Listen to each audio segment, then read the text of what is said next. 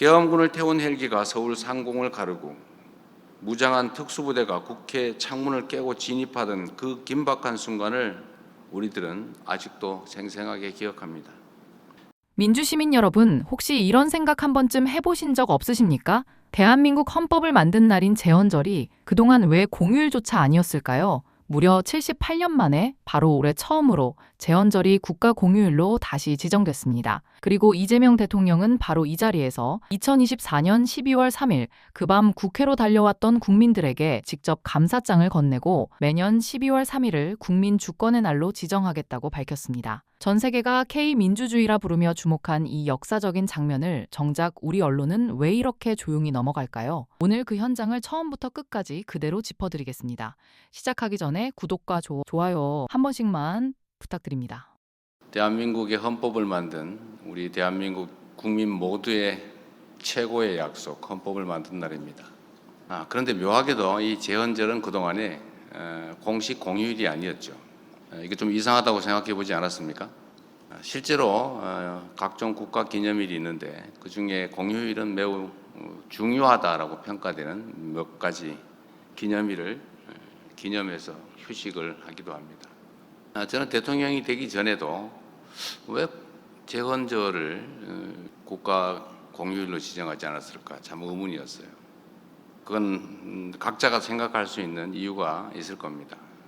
그러나 이거 하나는 명백하죠. 제헌의 의미를, 헌법의 의미를 중시하지 않았다, 가볍게 여겼다라고 저는 생각했습니다. 그래서 대통령은 올해부터 제헌절을 어떻게 바꾸기로 했을까요? 이어지는 말에 그 답이 담겨 있습니다. 그래서 올해부터는 국가 공휴일로 지정하게 됐는데 이 헌법이라고 하는 대한민국 최고 규범이 실질적으로 내용 그대로 존중되는 그런 사회를 꼭 만들었으면 좋겠습니다. 이 헌법의 핵심 이념은 그런 거죠. 국가가 국민을 위해 존재한다. 국가가 곧 국민이다. 국가 권력은 다 국민으로부터 나오는 것이다. 국가 권력은 오로지 국민의 이익과 국가의 미래를 위해서 사용되어야 된다.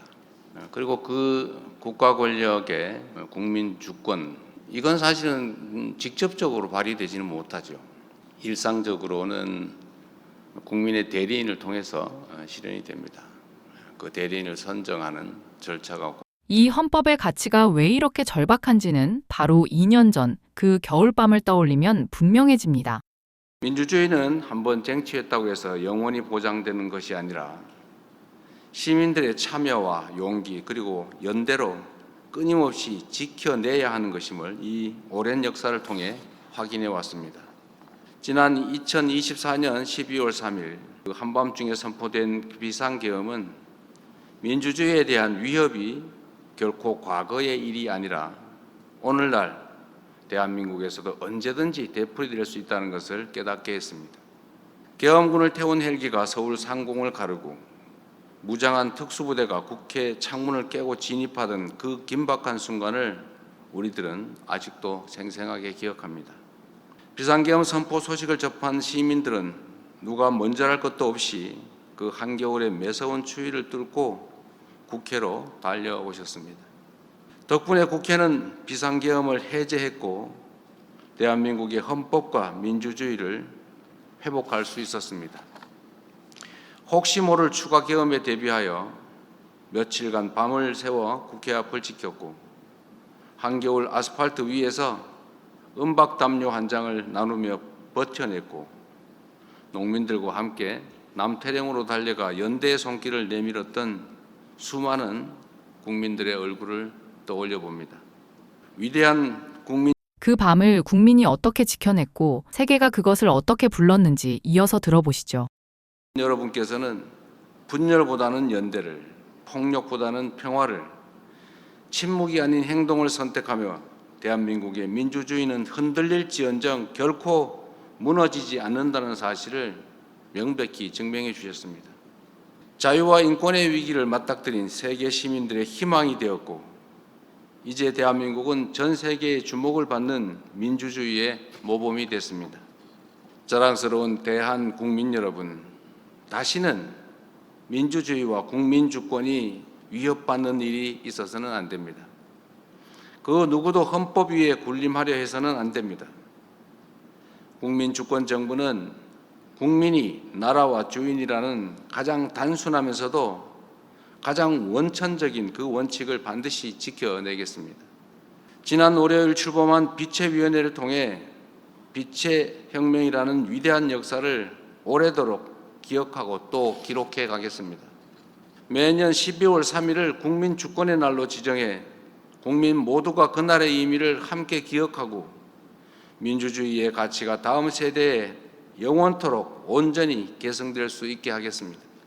빛의 혁명 기록을 체계적으로 수집 보존하고 대한민국의 시민 참여와 K민주주의가 세계 민주주의의 모범으로 널리 확산될 수 있도록 디지털 아카이브 구축도 적극 추진해 가겠습니다. 우리 국민 그리고 이 빛의 기록은 이제 한 편의 영화로 전 세계에 전해지고 있습니다. 이명세 인사드립니다. 보통 영화가 개봉하면 영화에 출연한 배우들과 함께 극장을 돌며 관객들을 만나곤 합니다.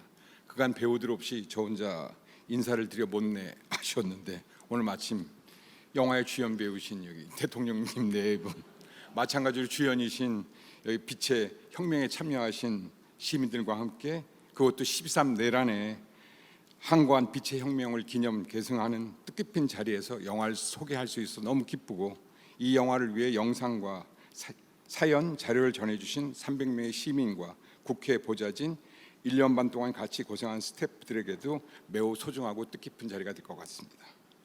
이 영화는 일반적인 나레이션이나 인터뷰가 없습니다. 음악과 소리, 이미지로 2024년 12월 3일 그날 밤의 현장들로 여러분을 안내하고 온몸으로 느끼길 바랐기 때문입니다. 영화를 길게 소개하기보다 ABC 뉴스에 소개된 시네 리뷰 한 부분을 소개해드리겠습니다. 정리해보겠습니다. 오늘 이재명 대통령은 제78주년 재헌절을 맞아 헌법의 의미를 가볍게 여겨 공휴일조차 아니었던 재헌절을 올해부터 국가 공휴일로 다시 세웠습니다.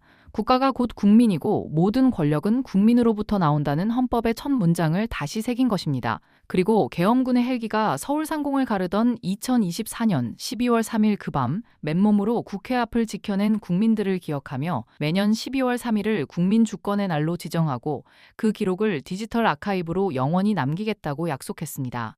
전 세계가 K민주주의라 부르며 대한민국을 민주주의의 모범으로 바라보는 지금 이 자랑스러운 역사를 정작 우리 언론은 왜 이렇게 조용히 넘어갈까요? 침묵하는 언론 대신 깨어있는 민주시민 여러분이 이 영상을 널리 공유해 주십시오. 민주수첩은 내일 더 흥미로운 이야기로 찾아오겠습니다. 끝까지 시청해주신 민주시민 구독자님들 감사합니다. 행복한 하루 되세요.